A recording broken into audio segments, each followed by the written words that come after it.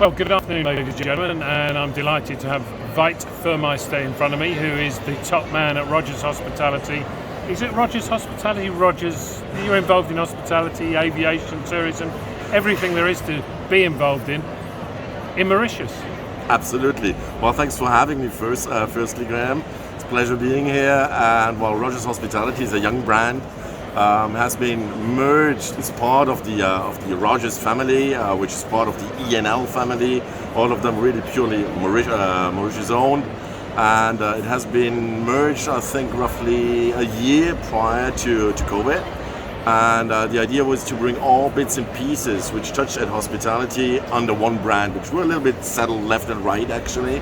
So it's mainly the two core brands, which is Veranda Hotels, whom everybody knows, and Heritage, our luxury brands in Belombre in the southeast.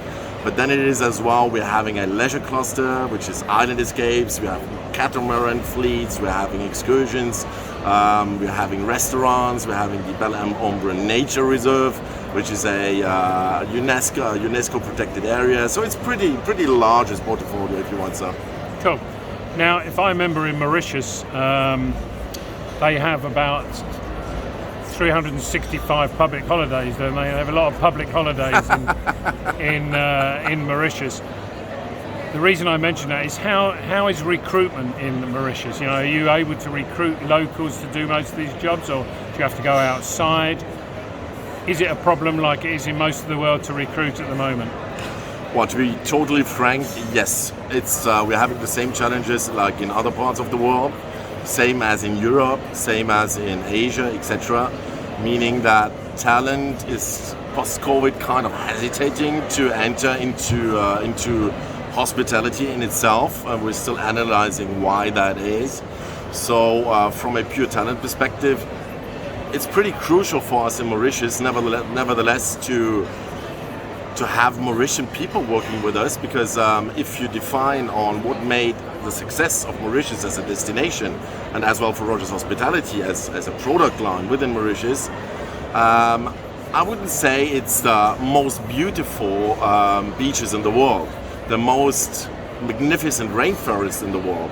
What brought Mauritius on the map of tourism was the Mauritian DNA working into it. The Mauritian DNA, they really love hospitality. They're proud in giving it. They're proud in receiving their guests.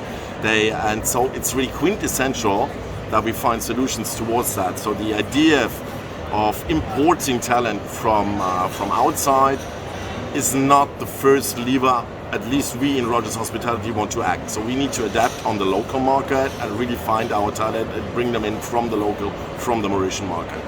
Good. And in terms of business, in terms of recovery from COVID, are you back up to pre-COVID levels, 2019 levels, or is it still on the upward slope? Well, we're actually beating 29 targets or results. So if we look at Mauritius as a whole, they're very close to 2019 targets. A little bit less. The target of the tourism board was to bring in, I think, 1 million of travelers, and at some point they even tinkered with 1.2 million. I think we're not up to that. But if I'm looking at at Rogers Hospitality's share of that, we are far beyond 2019. And this is even picking back a little bit on the question, Graham, you asked beforehand, is as a hotel company or as a hospitality company, you cater for the occupancy you have budgeted in a certain way. And we all budgeted like a curve of 60%, 70% of 2019 business, and we are at par. So this brings back the talent question. Suddenly we realized that from a service perspective, we need to bring in talent fast, and this is a little bit what we're struggling with, not only as Rogers Hospitality, it's the entire island, to really bump up our service level to what it is supposed to be and for what it is famous for. Excellent. What other challenges? I mean, airlift still a challenge or not now? Well, we're still not up to 2019. It's getting better by the day. But compared to other destinations like Maldives, for example, it's still too weak from my perspective. And this is just a fact for the entire hospitality industry in Mauritius. We are just totally dependent on airlift. I mean, you don't go to Mauritius neither by bike, neither by train, neither by car. It sounds naive to say that, but it's really something you have to reckon.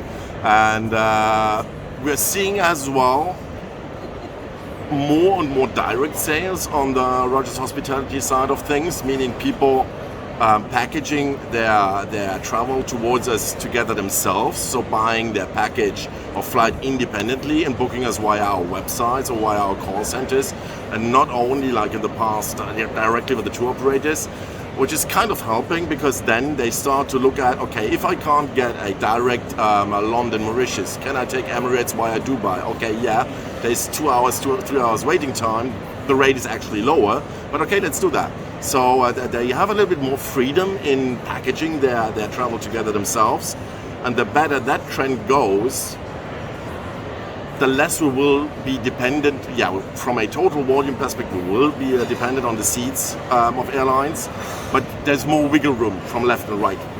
Cool. Well, that won't go down very well with our viewers, who are all travel agents and tour operators, but nevertheless, I understand the point you're making, and I wish you the very, very best of luck. Thank you. Thank you, Graham.